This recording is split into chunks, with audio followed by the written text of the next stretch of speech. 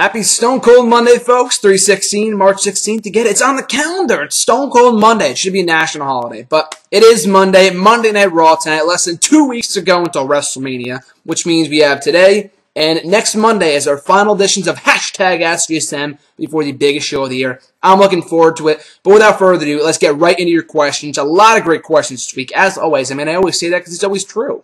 But kicking off this video this week, from Jose K from YouTube, what will happen with Stardust and Goldust now? Will Goldust join the ladder match? So I think Jose put that up right before Stardust was announced for the ladder match at WrestleMania for the Intercontinental Championship. I've voiced my displeasure on this in the past, on Twitter, on Facebook, everywhere pretty much, on WrestleRant Radio. I am not happy with that. I was very much looking forward to seeing Stardust, Cody Rhodes, whatever the hell you want to call him, versus Goldust at WrestleMania, but that looks like it will not be the case this year. Very unfortunate. I've been looking forward to that match for like the last 3 or 4 years, and I think it's a huge missed opportunity, but that's WWE for you, you know, the very notorious for their missed opportunities. But as of right now, from what I've heard, Goldust will not be added to the Intercontinental Championship ladder match. I know he's teased it on his Twitter and app videos and stuff like that, but as of right now, he has not been on Raw or SmackDown in weeks, and he has shown no indication that he will be in the title match at WrestleMania. As of right now, we have 7 people in there, which is a fuck ton for an Intercontinental title ladder match. I know we usually get 8 people in the Money in the Bank ladder match, but it is what it is. I'd rather have it be few. Like, does fucking R-Truth need to be in there? Stardust, like, I don't get it. I love Cody, but Stardust, not so much. But, still, though, at this point in time, it does not look like Goldust will be in the ladder match. Like I said, huge missed opportunity. And I know people are saying that they might continue to feud after WrestleMania, but that's not the point. Goldust himself, I talked to him a few years ago over the phone on an interview, and he said that he wanted that match to go down at WrestleMania. Technically, they already kind of fucked it up by doing it at Fastlane, but they could have had the blow-off at WrestleMania, and they missed that opportunity. So maybe Goldust will be in the Andre the Giant Memorial Battle Royal, but that's a complete waste of a spot for him, much like it was last year, as well as Cody Rhodes. They should have done it at 27, or 28, excuse me, 29, 30, and now this year. It's like every single fucking year they could have done this match. They keep on messing it up. But we'll go on a huge rant about that. So it looks like Goldust and Stardust, the feud is over for right now, it appears. They may trigger it up again after WrestleMania, which is fine and dandy, but it should have happened at WrestleMania, in my opinion. His second question, should NXT have a pay-per-view style Royal Rumble every year where the winner gets to go to the main stage on Raw and SmackDown, or you should leave it how it is? I think just leave it how it is, I think is the best bet. The only issue with like that kind of match, but I like what you're saying, I like the idea, I like the concept, but you can't really do it at the same time every year because people don't get called up at the same time every year. I know you can argue like right around WrestleMania time or right after WrestleMania. Last year we had Paige, Adam Rose, Bo Dallas, and Rusev all come up at the same time, so maybe if, you know, in theory you could do it around that time, but I like it the way it is. You just kind of call people up as they're ready, when storylines call for it. It would make for a very must-see, important matchup, but I feel like the way that we're doing it right now, I mean, if it ain't broken, don't fix it. I mean, I think the way they're doing it right now is fine. I mean, I don't agree with the way they're handling a lot of the talents when they bring them up, like Adam Rose, or Bo Dallas, or Emma, or Xavier Woods, or Big E, and the list goes on and on and on. The handling of those talents would not change. It's just the way they come up. And I think the way it is right now, I think is fine. So I think just leave it how it is. But I do like the idea, though. His third question, what should Paul Heyman do if Brock Lesnar is gone after WrestleMania? Should he take time off? Or what superstar should he support? I know you get this question a lot, but I'm more focused on what he does right after WrestleMania, since he is only with Brock Lesnar right now and will be leaving. So it's not confirmed that Brock Lesnar is leaving, but it is like 99% believed that he's going to be out of here. I've said that since the start. It's unfortunate. I would like him to stay, but I don't really have a problem with him going to UFC. That's where he wants to be. That's where he's happy. So just let him do what he wants to do. Paul Heyman, like we talked about on WrestleRant Radio last week, cheap plug, if you want to check that out. As we talked about on the show last week, his status is very much unknown. I don't know if he would split with Brock, because when Brock came back a couple years ago, as did Heyman. And I don't know if he's the only reason why he's still around. I don't know if Heyman's happy in the company right now. If he was to stick around from a storyline standpoint, I feel like, yes, you could give him another manager role. You could put him on commentary, make him the GM. There's a whole bunch of things you could do with Paul Heyman. The guy is the MVP of this program right now and has been since he came back 3 years ago. No one right now on the current roster comes close to touching him on the mic. So I feel like losing him would be a huge loss from WWE from the entertainment weekly program standpoint, because the guy is a fucking champ every single week on Monday Night Raw cutting these great promos. So what would you do with him if he did stick around and Lesnar left, and Lesnar, he won't be there for him to manage anymore? I've talked about this before, like you said. You can put him with not anybody, but, Seth Rollins or Roman Reigns. And someone else asked a similar question, so I'll get to that in a few minutes. But still, though, like I said, there's a whole bunch of things you could do with him. You could put him on commentary, GM role, have him manage somebody else. There's a lot of things you could do with Paul Heyman. I would put him with another superstar, just not someone that's already been killed. Like Ryback, his momentum by that point in time when they paired him up with Heyman, he was already dead in the water. They made him lose to CM Punk like 3 or 4 times in a row. Like, that did nothing to help him. Curtis Axel, they had a chance. They fucked it up after they had him job out to CM Punk that summer. And then Cesaro, they just fucked that up because they should have turned him face, and his booking was horrendous that summer. That said, though, like I said, I feel like you could do a whole bunch of things with Paul Heyman, but he should stick around in some capacity because the guy is so freaking great. And his final question here, predict the rivalry, excuse me, that will be the best this year, Seth Rollins versus Roman Reigns, or predict what feud will happen this year and will catapult and will be amazing. I can't really say. Like, if you told me last year that Dean Ambrose and Seth Rollins would have been the feud of the year, I wouldn't have been, like, shocked, but I saw the Shield splitting up at some point, but I didn't think it was going to be Ambrose versus Rollins, or at least in the roles that it happened.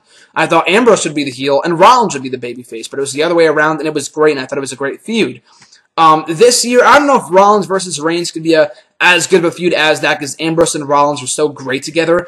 Reigns, he's got to be paired up with the right guy. He has not had a breakout feud yet. He hasn't had any feuds yet. He only feuded with Randy Orton last summer, and that was about it. Like, he's feuded with the Authority to an extent, but then Brock Lesnar, can you even count that as a feud? The guy's never on fucking television, and then when he is, they don't do anything with him, which I'll also get to in a little bit. But, yeah, I don't know if that would be a great feud or not. We're going to have to wait and see until later this year when they eventually do that feud. I can't really predict what feud's going to be, like, the best of this year, because I don't know, there's nothing right now that's obvious to me that we're getting right after WrestleMania, if you know what I mean.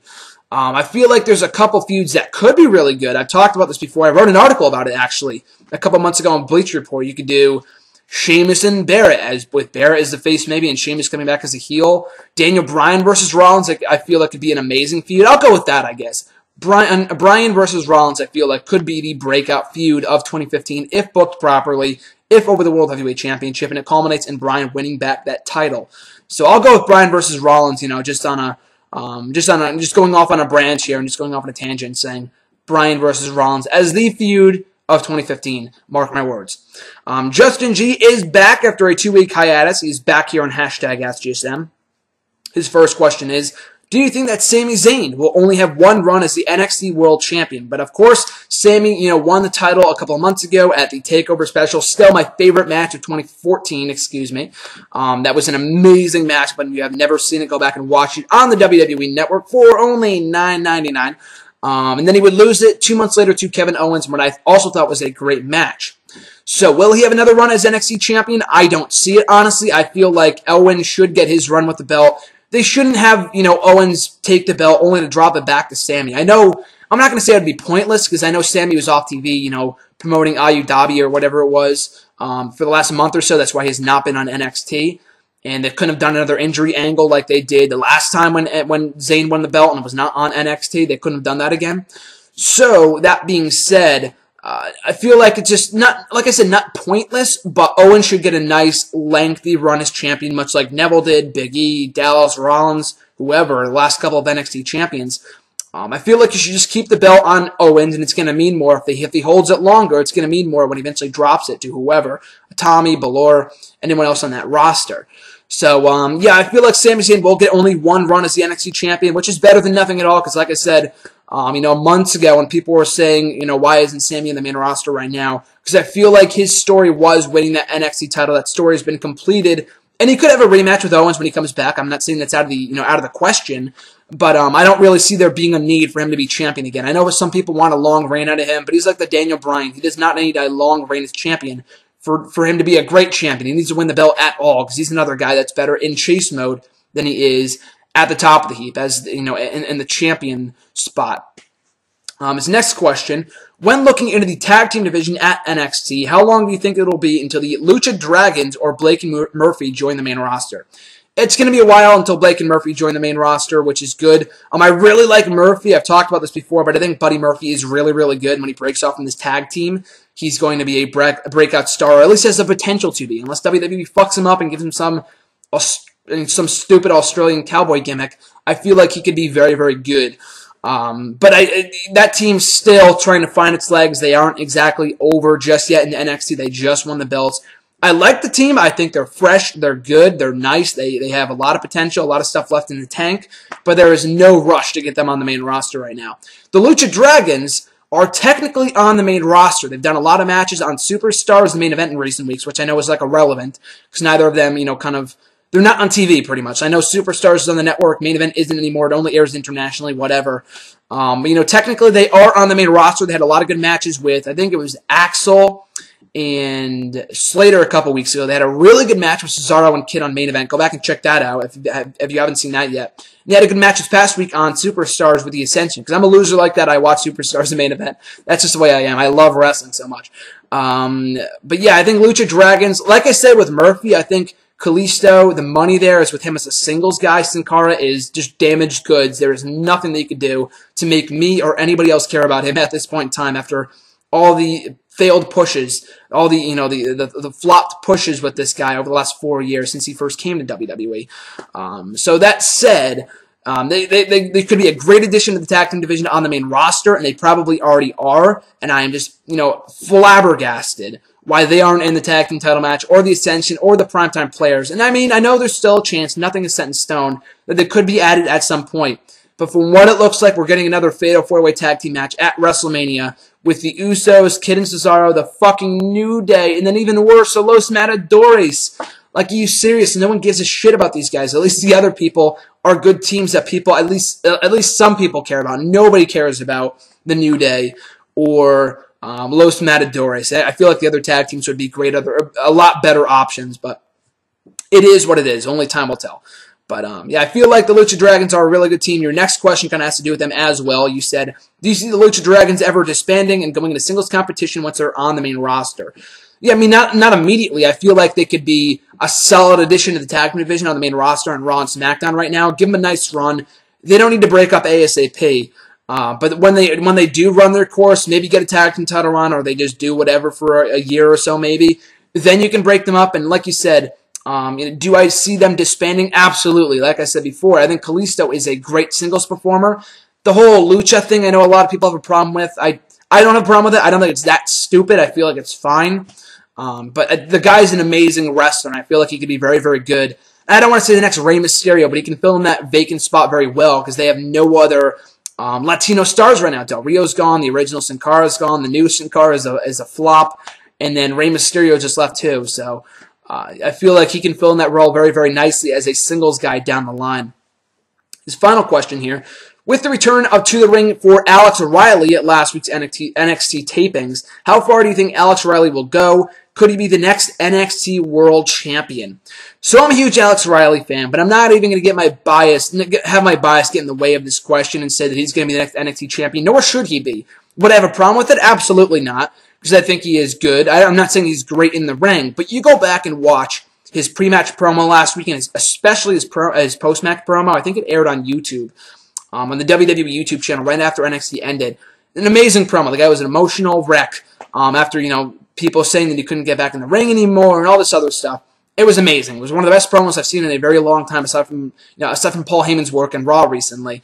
But I think Alex Riley has a lot of untapped potential that they should have tapped into years ago when they broke him away from The Miz. And they had the nice little feud going, and he beat The Miz on pay-per-view, the former WWE champion. And then they just did nothing with him. He wasn't even the mid-card. He was not even on fucking TV for a long time. And then he became a commentator, which I thought he was fine in that role too. But I feel like there is more to do in the ring for Alex Riley. Could he be the next world champion? Absolutely not. NXT champion? Not out of the question. And I know some people have asked me that in the past. Like, could you see a main roster talent winning the NXT championship? Honest to God, I think if there's any main roster talent, I don't know if you can call Alex Riley main roster, but if there's any non-rookie talent, if that makes sense, it's not like a Zayn or Neville or an Owens. If there's one talent like that should win the NXT title, or that could win the NXT championship, it's Alex Riley, because I feel like he can make NXT his own and kind of rejuvenate his career down there. And I don't know if he's ever going to make it back to Raw or SmackDown. I know he's going to be just lost in the shuffle anyway.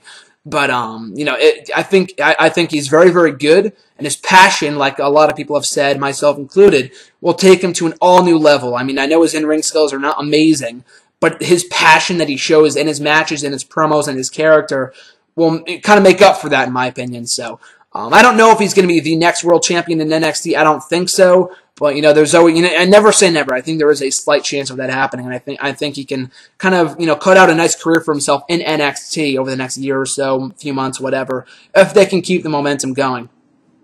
Chris A., his question was, going to my first WWE show ever on Monday the 23rd, so congrats to you. It's the last Raw before WrestleMania, and I am stoked. I mean, who wouldn't be? It's the last Raw. You know, all the stars are going to be there. Sting, I believe, Brock Lesnar. I don't think Undertaker's going to be there. Well, that's your question.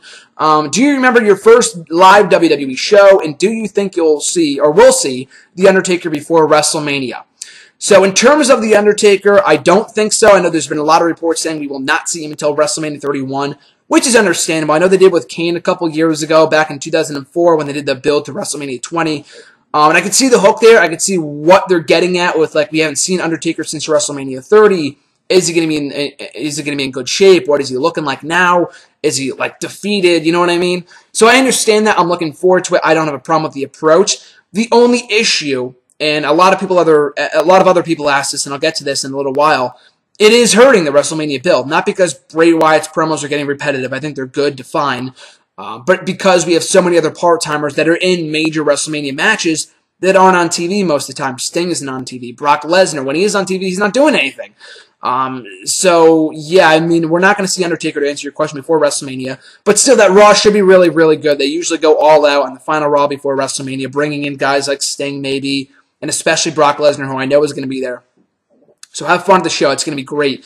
To answer your other question, do I remember my first live WWE show? Not going to go all into it right now. I've talked about it in the video blog here in the past. Cheap plug. Check it out back here on the channel in the random video blog section.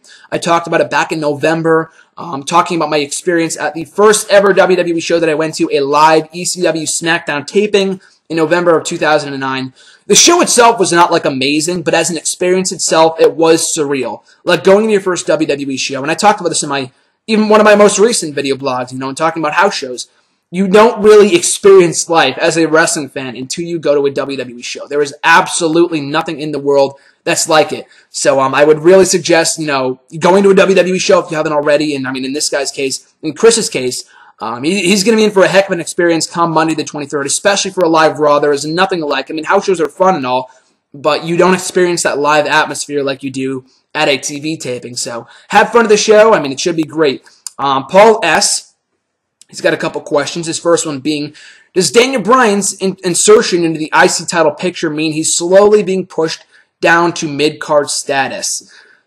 I mean, yes. I mean, there's really no other way around that question. I mean, I think he should be above that. The guy was, you know, coming back with a lot of momentum when he you know, a lot of people thought he was retiring at the end of the year last year, cut that amazing promo, and then going into the Royal Rumble as one of the favorites, having a really good match with Roman Reigns at Fastlane, and then there was nothing. That was it. Then, you know, now he's in the IC title picture. I mean, it could be worse. I'd rather see him in that match than in a match with Sheamus for the fucking millionth time. But technically, he is in a mid-card match. He isn't even on, like, one of the marquee matches. It's not like, oh, he's not in the title match, he's not in the main event, we'll make him the second match or the third match.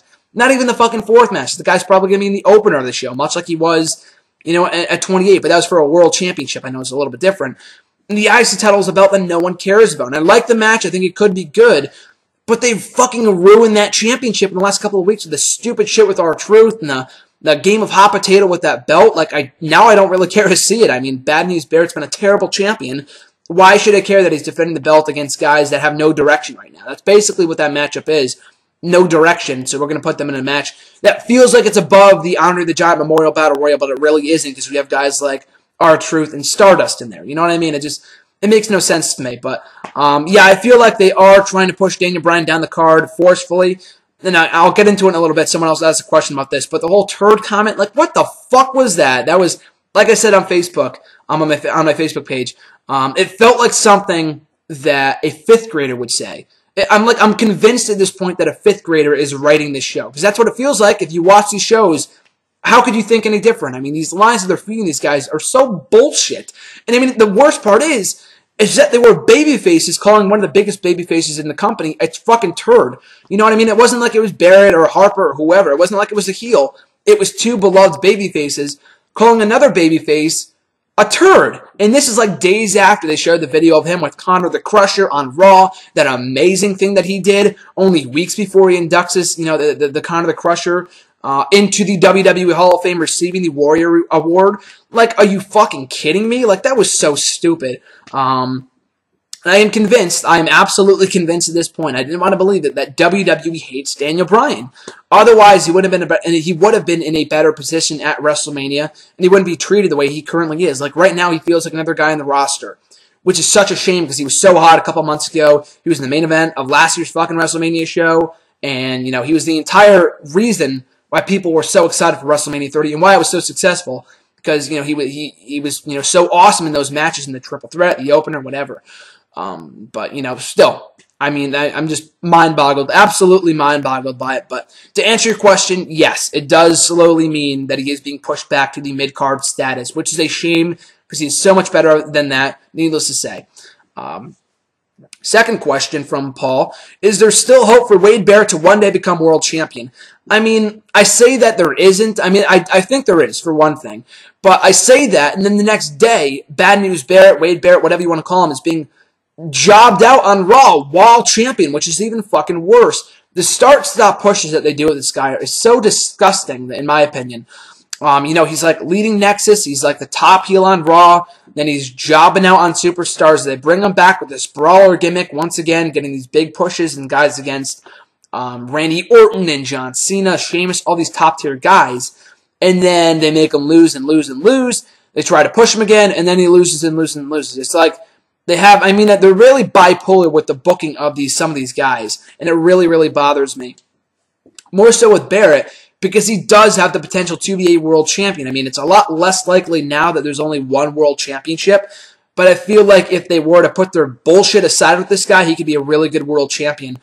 They just got to stop making him lose every single fucking match and making that belt and him a joke in the process. He was so over a year ago when he was Bad News Barrett, and it's a dumb gimmick, sure, but the guy got it over, and they repay him by making him lose every week. Like, what the fuck is that about, I feel like there is still a chance, not a lot of hope, but there is still a chance, I would say. I'm not going to completely rule it out just yet. Next question, will anyone take Damien Sandow seriously? Do you think he needs to be repackaged? That's the biggest question with this whole build to Miz versus Mizdow after WrestleMania, is whether he can survive on his own. The whole Mizdow, the stunt double gimmick thing, it's great, it's entertaining, but what does he do after that when he's on his own? I feel like, yes, Sandow can get over on his own. I mean, I know he did when he was the heel a couple years ago before they dropped the ball on that too, when he's Mr. Money in the Bank. But Sandow is so great in any role that he's given that I'm sure as a babyface he can maintain popularity. And yeah, he may not be Mizdow. He's going to be going back to Damien Sandow, I assume. But, he was great when he was doing the whole sophisticated savior of the masses or whatever it was. And I feel like in whatever role they give him as a heel or a face, and they have to turn him face at this point because he's so over that there's no reason not to turn him face. They can't make the same mistake they did with Cesaro. They cannot not turn this guy, you know what I mean? But I don't know if Sandow's going to be taken seriously in the Mizdow gimmick role, if he keeps with that after WrestleMania, but it's over. And, I mean, I feel like he could be higher up on the card, but at least he's doing something. He's not dressing up as a lumberjack every week. As long as he doesn't go back to doing that, losing every week, I'm content. So, yeah, I feel like he could be repackaged, go back to doing what he was before, just kind of tweak it to make a babyface gimmick. But, yeah, I feel like he could be fun after WrestleMania if they book him properly. That is always the key with this company.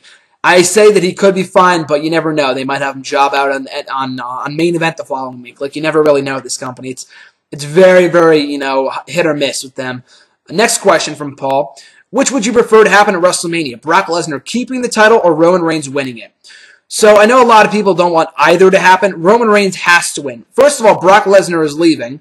So, I mean, there's really no way that it could keep the championship. I mean, as far as we know, he is leaving the company. He could stay. I'd be absolutely shocked, and I would love to be proven wrong, but I feel like he is leaving. 100% convinced. That said, you can't keep the title on Brock in that case. And people continue to complain that the guy's not on TV. And I'm not, excluding myself from this. I feel like, the whole not being on TV thing, it's a big problem, but it could be a lot better if they were actually utilizing Brock, bringing him in for a few more dates. Not on every Raw, but I feel like they could have had him defend the title more in the fall of last year, and they didn't do that, and he was off TV for like 3 or 4 months. And then when he is on TV, just like now, he's standing behind Paul Heyman when he's doing a promo. Like, what does that accomplish? I mean, there's so much more you could be doing with this guy as champion, especially.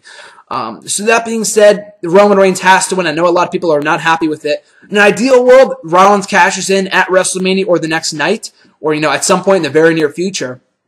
So that's what I would love to see the most. But of these two options, I mean, I like Brock Lesnar, but the whole reign has been, I don't want to say a flop, but it's been a flop. It's been a failure with the way they booked this guy. And I don't want to say it was a waste for having him beat the streak, because it did have a lasting effect on the guy in the momentum that he had going into SummerSlam. But, he's gone after WrestleMania. There's no way that he keeps the title. Roman Reigns is winning that belt at WrestleMania. And whether he keeps it after WrestleMania remains to be seen. But I've got Reigns winning at WrestleMania, and that's what I would prefer to happen, since Lesnar as champion has been a complete failure of an experiment. Andre G, his question was, to make the wrestling world shake, do you think Vince would announce that he's stepping down at WrestleMania or the night after on Raw? Absolutely not. Would be great, don't get me wrong. I, among many of others, would love to see Vince step down and Triple H take over. It's not going to get a lot better overnight, but in time I feel like the product could benefit from it.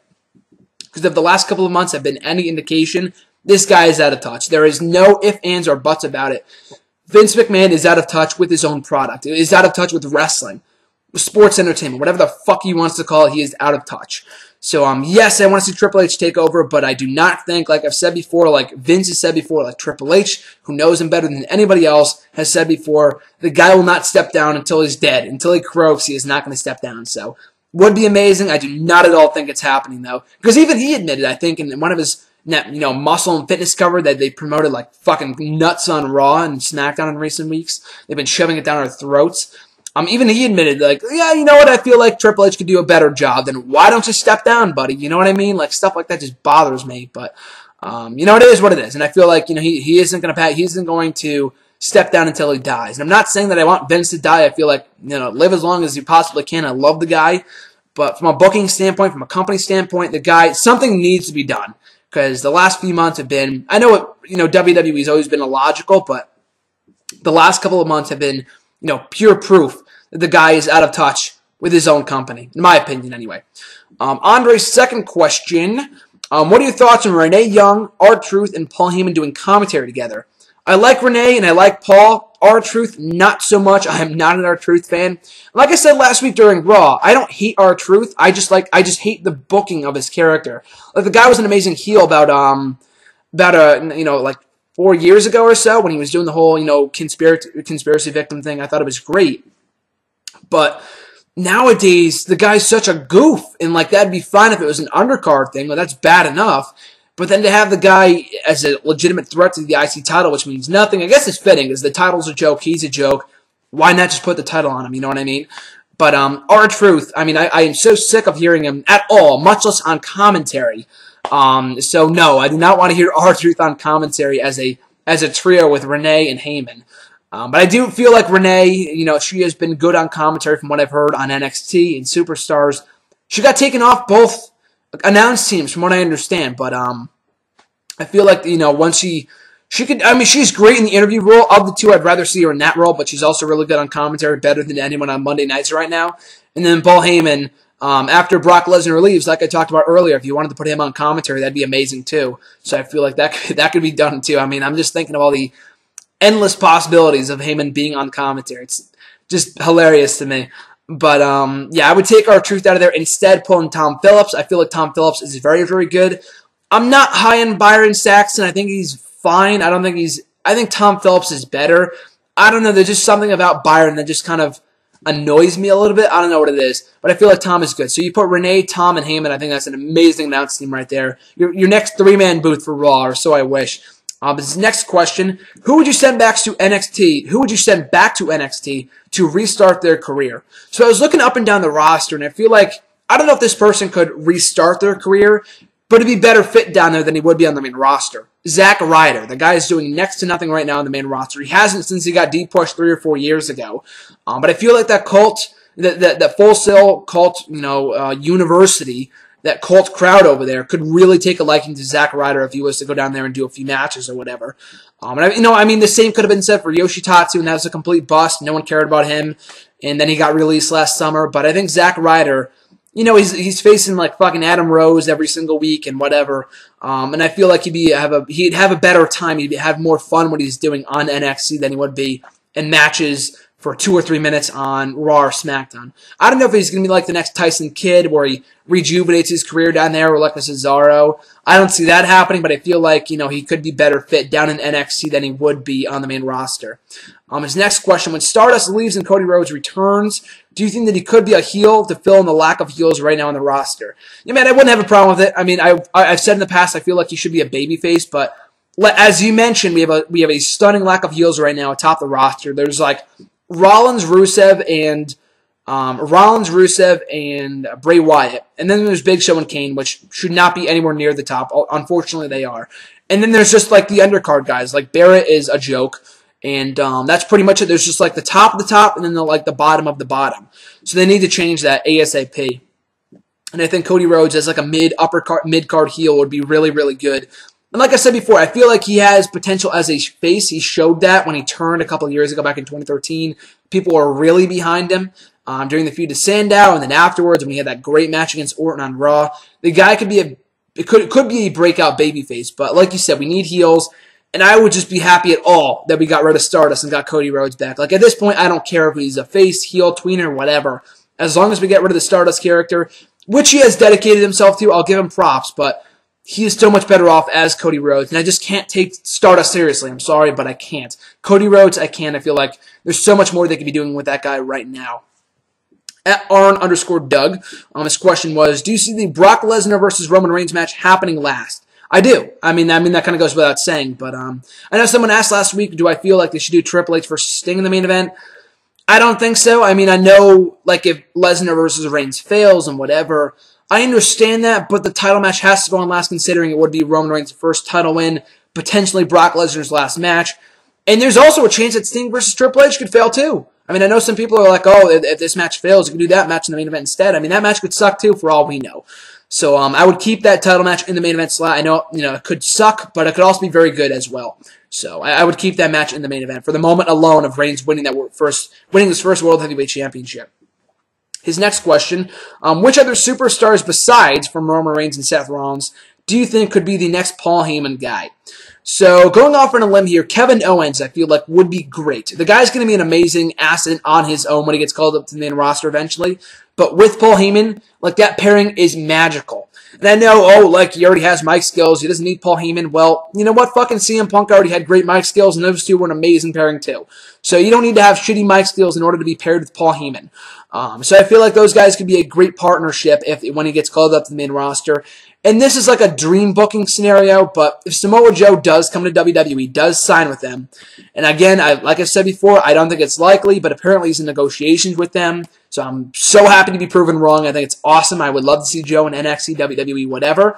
That said, I feel like Joe and Heyman would be a fucking phenomenal pairing. And like they had a few back and forth exchanges in recent weeks on Twitter. And Joe, I mean, like I said, he could come in on his own and be very, very good as like a dominant heel, face, whatever. But you put him with Heyman, like Joe's first night on the job, like when Brock Lesnar showed up back in 2002, and his first night on Monday Night Raw was with Paul Heyman. You do that same exact thing with Samoa Joe. You have instant success right there. So I feel like those two pairings with Owens and Joe would be great. Not likely, but would be great though. Next question of his. What do you see happening to Damien Mizdow after his feud with Miz? Do you think he should change his gimmick? I already answered this before, but I think Damien Mizdow could go back to being Damien Sandow. And yes, he's going to have to change up the gimmick at some point. But I feel like he's so over right now that it's not going to really matter. Like, whatever they give him, I feel like he's going to make it work. As long as he's not losing and he goes back to doing what he was before and losing every week and people not giving a shit about him and they fucked it up by keeping him heel. Like, that's not what they should be doing. They have to turn him face, give him a bit of a gimmick change, and then just run with it after the feud with The Miz. I don't want to see another Alex Riley with him and that he, goes babyface. He's so over. He turns in The Miz, has a good match, had a good feud, and then goes nowhere. Like, I don't want to see that happen. I feel like they should have a long-term plan in place for Mizdow, and even Miz for that case, after this feud runs its course. At Thomas_B96, his question is, do you think we will have seen the last of Brock Lesnar in WWE after WrestleMania 31? Absolutely. Like I said before, I feel like I am 99% convinced, if not 100% convinced, that Lesnar is leaving after WrestleMania. I know some people said, I'll say this. If there is any time for him to return to UFC, it is right now. The guy is getting up there in age. He's like 35, 36, 37. He's got to go. Like, if he wants to go to UFC, like, now is the time. That said, he could be there for a few years and always come back for a retirement run in WWE. Like, I could see that happening. I don't know if he's going to be at his best at that time. I mean, this is Brock Lesnar. The guy's a freak of nature, so I wouldn't be surprised if he is, still at his best 5 years from now. But I don't feel like we would have seen the last of him in WWE. I mean, there's a chance that he never comes back, but I feel like if he goes back to UFC, does what he wants to do there, he could always come back. In WWE, you could do it like, he's already doing it, but one match a year, one appearance a year, or whatever. I feel like we will see him in WWE after he leaves. He could always come back for an appearance, a run, a match, whatever. I feel like that door is still open after he leaves following WrestleMania 31.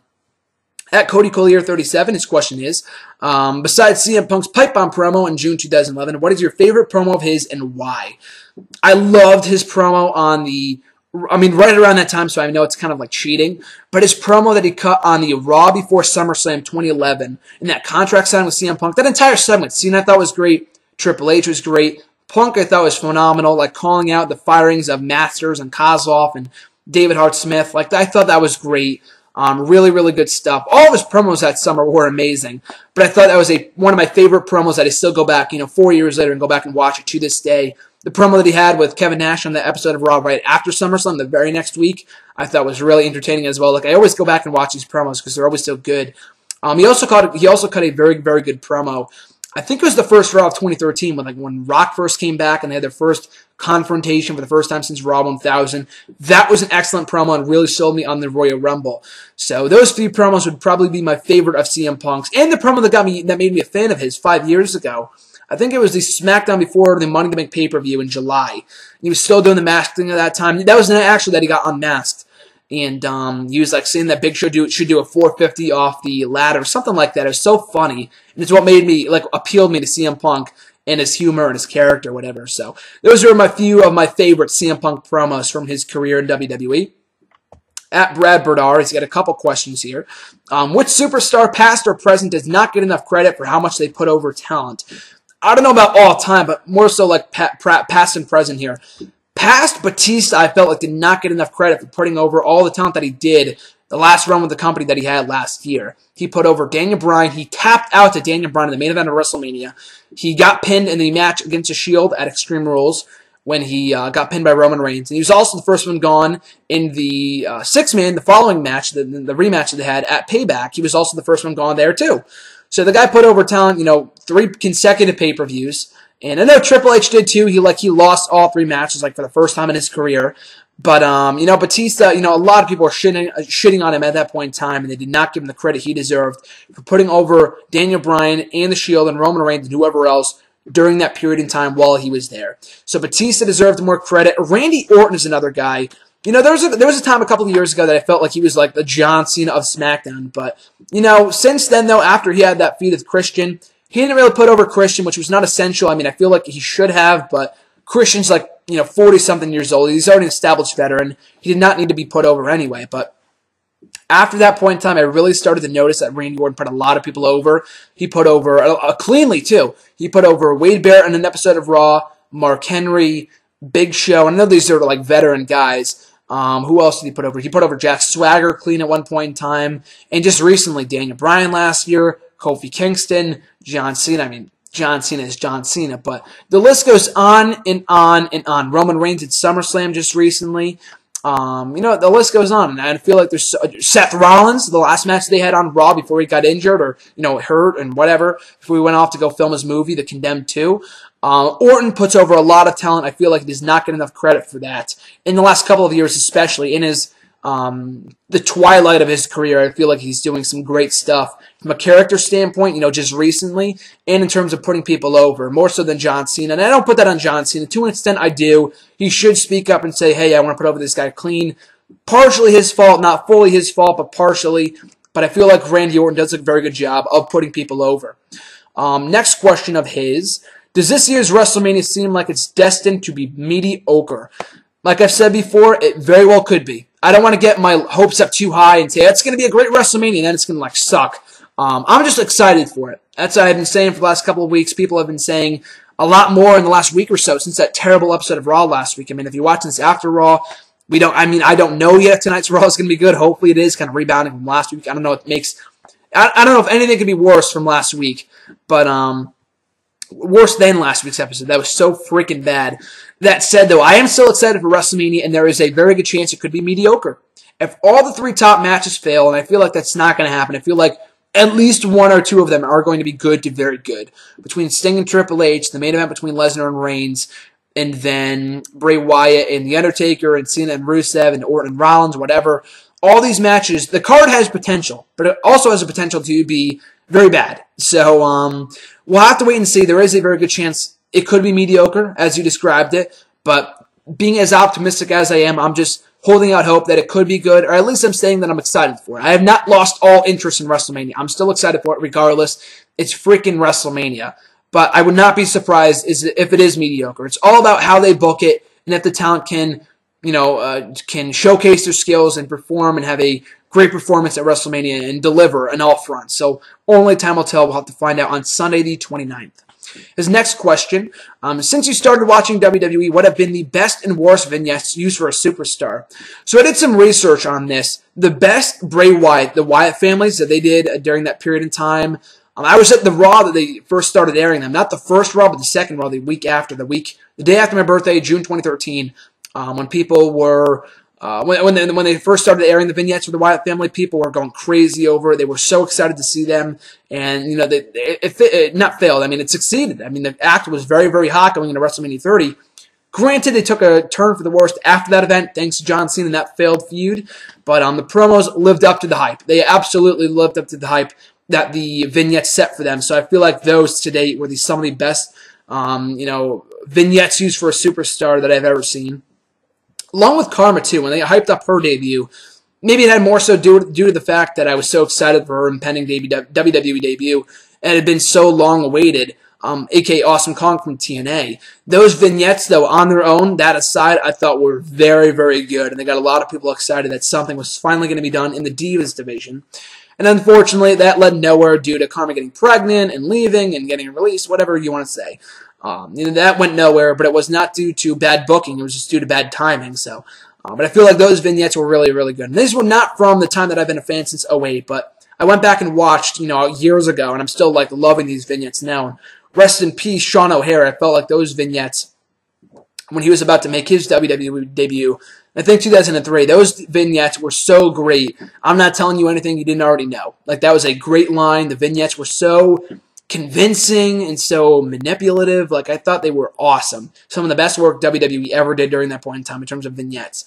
Some of the worst, Kazarni, by far, I think were the worst vignettes I've ever seen. The circus bullshit, and it was so fucking weird. And the worst part about it was that the guy was not a good wrestler. He had a shitty debut match, and then he got cut 2 months later. A complete waste of time. They did those vignettes for 2 months. They wasted so much TV time on this guy in terms of vignettes. And then when he made his debut, he failed to live up to the hype by a long shot. Failed miserably, and then got cut. And then Hayden Vanson, if you remember him, you got to do some research to figure out who this guy is, if the name doesn't ring a bell. They aired one vignette for him, and I guess he was supposed to be feuding with The Undertaker. They aired it in late 2008. It was some guy with a shaky camera talking about the darkness. And I just remember watching it being so fucking freaked out, and you would think that'd be a good thing, but it was so random because it led to nothing. The guy, they ended up cutting the guy, and it led to nothing because they scrapped the gimmick. Then why air it in the first place? I thought it was a legitimate glitch with the show or something like that because they didn't acknowledge it. It led nowhere. They never showed it again. I was freaked out for a while, so that was terrible, if only for the fact that they nixed the idea and it didn't go anywhere. So those are some of the best and worst vignettes used for a superstar in the time and beyond that I've been a wrestling fan. At Swagzio, he's got 2 questions here. His first one being, who was a jobber from NXT that you would like to see used more seriously? Ty Dillinger, I think, like I've said before, is really, really good. And they made him out to look like the loser of the two. I don't think Jason Jordan is that good. A lot of people were saying that like Jason Jordan and Dillinger are like the next world's greatest tag team, which did not end up being the case. They were not that good of a tag team. I think Jason Jordan is talented, but I feel like Ty Dillinger, from what I've seen from him, even dating back to his, ECW work back in like 08, 09 or whatever it was before he got released as Gavin Spears. But his Ty Dillinger work as a heel, as a talker, I think he could be very, very good if they can get behind him. And I think there's more to be had with him than there is with Jason Jordan. So I feel like they could be doing more with him. And, the fact that he got squashed by Baron Corbin in like 30 seconds a couple weeks ago did not give me any hope they're going to be doing anything with him anytime soon. But he is the guy that could be in a better position on NXT right now. His second question, was it a mistake for the WWE to not continue the Stardust versus Goldust feud? Like I said at the start of the video, absolutely. A complete waste. They've been building this up for such a long time. It should be happening on the grand stage of WrestleMania. As I said earlier, there's always a chance that, they rekindle it after WrestleMania, but I'd still be excited for it. But the place for it to happen is at WrestleMania, especially considering Goldust is nearing the end of his career. The least the guy deserves is a farewell match at WrestleMania, and the visual of him embracing Cody, not Stardust, after Cody won or whatever, would have been a WrestleMania moment for both guys, and they missed the boat on it. So that's WWE's fault, so I think it was a huge mistake. Stardust adds absolutely nothing to the ladder match at WrestleMania because he's not going to win. And then Goldust is in a throwaway match at WrestleMania. Maybe there's something going on that we don't know about. Maybe they thought, hey, we have too many matches as it is. We can't have this happen. Even if it was on the pre-show, I wouldn't have cared, as long as we're getting that match at WrestleMania. But whatever. It's not happening at this point. It sucks. Both guys deserve so much better, especially after the match they had at Fastlane. It was not a great match. It was all right, but most of that had to do with the fact they broke up on Monday, faced each other on Sunday. A lot of that could be contributed to that. So that's WWE's fault. Like, you can't say, oh, we're going to scrap this feud because no one cares about it. No, fuck you. Because the feud, no one cares about it because you fucking fucked it up. You had the match days after they broke up on Raw. That's on you, WWE. That's not on the fans and their lack of reaction and people not caring about it. Quite the contrary. A lot of people, from what I saw on various dirt sheets, were really, really pissed when Stardust was announced for this ladder match because they were really hoping we would see that one-on-one match at WrestleMania, especially after someone put out that amazing vignette. Check it out on YouTube. It's a fan-made vignette.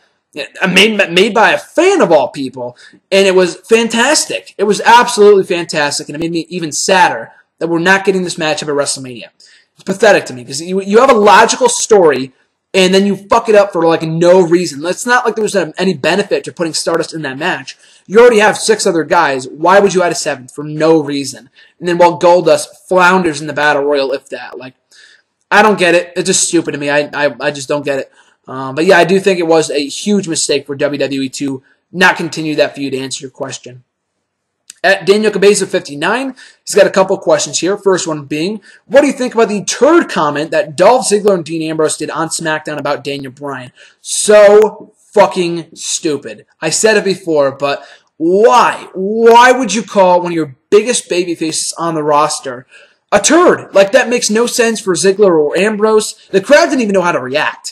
And then after the show, from what I heard anyway, they cut this part off.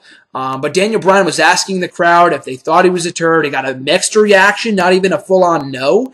And then he was acting like a heel. Like, what the fuck are you doing? Like, if you're turning Daniel Bryan, I kind of understand that, but why would you turn one of the most over guys in the company? Like, Dean Ambrose, I feel like is better fit as a face right now, but at least he's nowhere near as over, or was over as Daniel Bryan. There's so many D's, like so Dolph and Dean and Daniel, so many names that begin with a D. It's ridiculous. It's confusing me. But the booking of this guy convinced me, like I said earlier, that WWE hates Daniel Bryan. They are so mad at his success on his own last year that they're making him pay for it.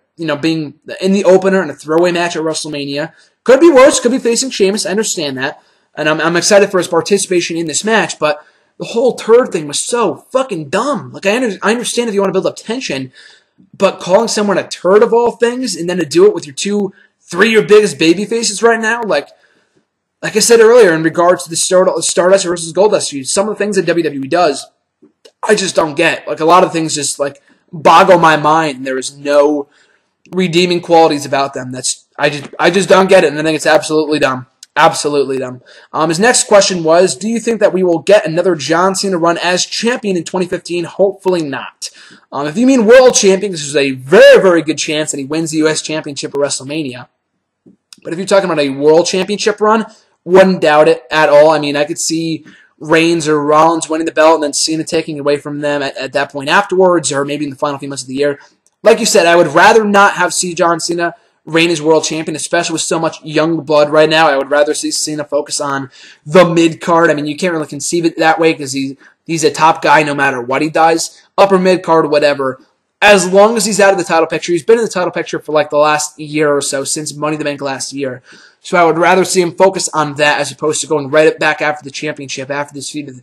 Rusev runs his course. But to answer your question, I would not doubt it at all if we got another run as world champion for John Cena at some point in 2015. Probably in the latter half, obviously. No time soon, but would not surprise me in the slightest. And his third question, do you think the main event of WrestleMania is going to get the WrestleMania 20 treatment because of the WrestleMania hardcore fans? Again, same answer, would not surprise me whatsoever. I know Reigns' reactions have been getting slightly better, which is good. An improvement over the Royal Rumble, obviously. Nothing's going to beat that. But the crowds that attend the Raws and the SmackDowns and the house shows is vastly different from the amount of people that attend WrestleMania, the hardcore crowd. I don't know if it's going to be full-on the same effect that we got at WrestleMania 20 with Lesnar and Goldberg.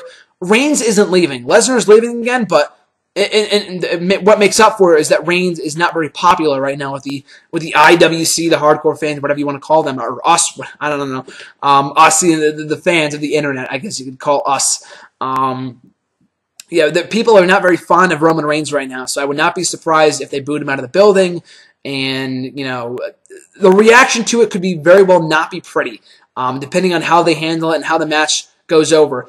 I mean, the crowd reaction to that match was one thing, but not only were they both leaving at WrestleMania 20, Lesnar and Goldberg, that is, and the match sucked. It was a huge disappointment after all the months they used to build that match.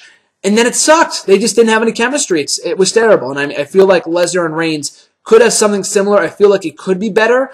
I'm not convinced that it will be, but I mean, there's a chance. So to answer your question, I would not be surprised. I think there's a very good chance that we could get that kind of reaction like we did at WrestleMania 20 with those two, with Lesnar and Goldberg. Maybe not to the same extent, and maybe not to that, to the extent of everyone booing. But I could see most of the crowd booing Roman Reigns at WrestleMania along with Brock Lesnar if they don't side with him. I know he's leaving, but I think people, are at the point where they respect Brock Lesnar, and the heat is more on WWE for letting him go as it is than Brock leaving, I think. At this point in time, I think it's different in that sense from 2004 when he left the first time. At Big Bird 432, their question was, do you think that not having Sting, Brock Lesnar, and The Undertaker appearing every week is hurting the WrestleMania build? Absolutely. Like I said before, not having a part-timer like with Rock and Cena a couple years ago, that's fine. That's fine, because I feel like, of course it was the main event. It did not help the Rock and Cena match at WrestleMania, but it's one match. You do it for 2 matches, pushing a little bit. Doing it for 3 matches, that's ridiculous. Like this match, your 3 biggest matches at WrestleMania, half the equation for each of those matches are not even on the show. Sting isn't showing up, which I understand. Brock Lesnar isn't showing up, which I understand. Undertaker isn't showing up, which I understand. At least Undertaker not showing up makes sense from a storyline standpoint. Maybe he does want to work, I don't know. But the story that they're trying to tell with Undertaker, that people want to see him for the first time at WrestleMania and whatever, I get that. But in the case of Brock Lesnar, you can always sign the guy for more dates. I know he walked out a few times. He was supposed to be the Raw after the Royal Rumble. I don't know if that counted. I know he was in the interview segment, and Raw gets snowed in, whatever. I feel like they could have done more with that. And then Sting, I don't know what his deal is. Maybe he just like sitting down on Monday nights watching Raw from home. I'm not exactly sure. But it is hurting the WrestleMania build because half of your equations for the 3 biggest matches at the event aren't even on the show. And when they are on the show, you're not making the most of them. Undertaker's not on. Sting, what they've done with him so far has been really, really good when he is on TV. Brock Lesnar is my biggest issue. Because the issue is not with Brock Lesnar, and it's not the fact that he's not talking during the promos, but the guy doesn't fucking do anything. Like, the build of the Rumble was so good because he was getting physical. He was cutting really good promos. I mean, those promos, I don't know where those promos came from, but he was so great on the build of the Royal Rumble a couple of months ago. And now, in the last 2 or 3 appearances that he's had on Raw, He just stands behind Paul Heyman and does not do anything. And what's worse is that this is WrestleMania. It's not like it's SummerSlam or the Rumble or, Night of Champions. This is your fucking WrestleMania main event. And the guy isn't even there. And when he is there, you're not utilizing it properly. I understand that he doesn't give a fuck. WWE doesn't give a fuck about him at this point. They're just waiting for his contract to expire because, like I said, he's probably on his way out, likely on his way out of the company following WrestleMania, so they don't give a fuck, but they should give a fuck, because the WrestleMania build, and maybe WrestleMania itself, could suffer from it. Like, there is absolutely no heat on the main event right now. The only real thing that is piquing people's interest in that match between Lesnar and Reigns is Paul Heyman. His promos have single-handedly got people talking about that match. That's the only thing. Roman Reigns, what he's done in recent weeks, it's not been terrible, but it has not got me excited for the WrestleMania main event. As well as Brock Lesnar. What has he done since Fastlane or Royal Rumble that has got me excited about the main event? Absolutely nothing. If Paul Heyman wasn't here, we would all be fucked. And we're all still fucked, but at least Paul Heyman is making it a little bit better for us. So, to answer your question, yes, not having those guys during the build to WrestleMania has definitely hurt the event on the whole and the build itself. At Raw's Gibby, his question was, really good question here. It took me some time to think about this when he first sent this in. If you had the chance to take over WCW in 2001, what would have been your first steps in rebuilding the promotion? Like, this is a multi-step answer question, but a really, really good question though. I'm no creative genius. I'm no mastermind in any company, so I really have no idea. But kind of take a stab in the dark. I know there was talks of having the company go dark for a couple months or whatever before they rebranded on their new network, kind of similar to what TNA did. But unlike TNA, they were planning on rebooting everything, starting from a start.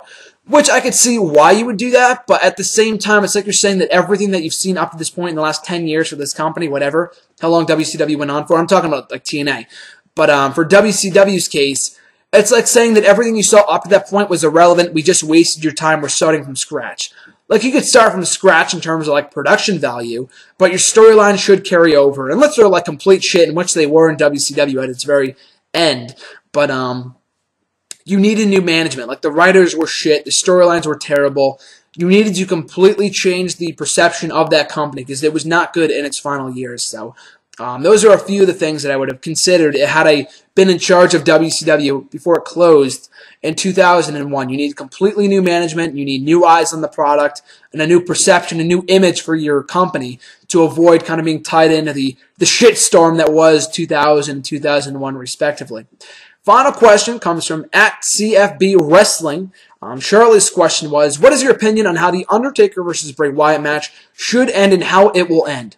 So I've been asked about this a couple times in the last couple of weeks, and my answer has not changed. It's still a lose-lose situation at WrestleMania. I feel like Undertaker will win if they're building the Undertaker versus Sting, and it will piss me off beyond belief if Undertaker wins and they don't set up him versus Sting at WrestleMania next year. If Undertaker comes back for one more match this year at WrestleMania, he has to lose, put over Bray Wyatt. But if they're setting up him versus Sting, Undertaker has more of a reason to win. And then I know Wyatt winning, now he loses 2 years in a row after winning for 21 consecutive years. It's a huge lose-lose situation. Don't have a problem with the feud. I think it's been good. The match itself could be good. It could be a shit fest. We don't really know. I'm not going to reserve judgment until I see it. But my thoughts on this match have not changed. It is a lose-lose. Both guys should be in different matches. Undertaker versus Sting should have happened this year. And Wyatt could have faced Ziggler, Bryan, for all I care. It doesn't really matter. I know it's a high-profile match for Undertaker, but that's not saying much if he loses for the second year at WrestleMania after being, built up so strongly. And I know it could be he could look good in defeat and whatever. And it's not like he can embrace Undertaker afterwards and turn babyface. That's a good idea, but we need Wyatt as a heel right now. So they've painted themselves, they've booked themselves into a corner with this match. So my opinion on how it should end. Undertaker, at this point, if they're setting up him versus Sting, he needs to win. Otherwise, he can't lose and then go into WrestleMania next year against Sting with a loss. I don't see how that gets you excited for that match, especially considering, Undertaker loses. Sting's going to beat him too, whatever. That's not going to... I'm still going to look forward to it regardless, but it wouldn't be the same. But you give Bray Wyatt a hell of a fight. Undertaker wins, and that's pretty much it. You don't have them embrace... I don't know what you do with Bray Wyatt, but he needs to be booked strongly in defeat if he is going to lose. As strong as humanly fucking possible, because we need heel challengers for the world title coming out of WrestleMania. And if you have him lose cleanly to Taker, without a fight or anything, then he's going to be booked to look weak, and why should I care about him challenging for the belt? You know what I mean? Challenging for the championship. So those are my thoughts on that match. Still looking forward to it. Could be a shit fest, so I'm not going to get my hopes up too high. But that's my 2 cents on the Undertaker versus Bray Wyatt match at WrestleMania. So that's going to do it for today's edition number 70 of #AskGSM here today. Thank you guys so much for your support, for sharing, for commenting, liking, subscribing, and sending in your questions. Without you guys, the show would not be possible. And if you want to send in a question, you can tweet me on Twitter with the hashtag #AskGSM at WrestleRant. You can find me on Facebook at GrahamGSMMatthews. Leave a comment on the wall or the post I usually put up on Sunday nights. Or you can leave a comment on this very video, and I'll be sure to include it in next week's edition. So a lot of big news on the horizon. Make sure to stay tuned to my Facebook and Twitter pages for a huge announcement in terms of a major interview I just scored. It's going to be up on my new website that I'm writing for, hiddenremote.com. And of course, make sure to stay tuned to nextitawrestling.weebly.com. All the links down below, pretty much. A lot of things happening, big things popping, little things stopping, to quote MVP, on the road to WrestleMania. Extremely excited for it. So thanks again, guys. Have a great Stone Cold Monday. Enjoy Raw tonight, and I'll speak with you guys down the road.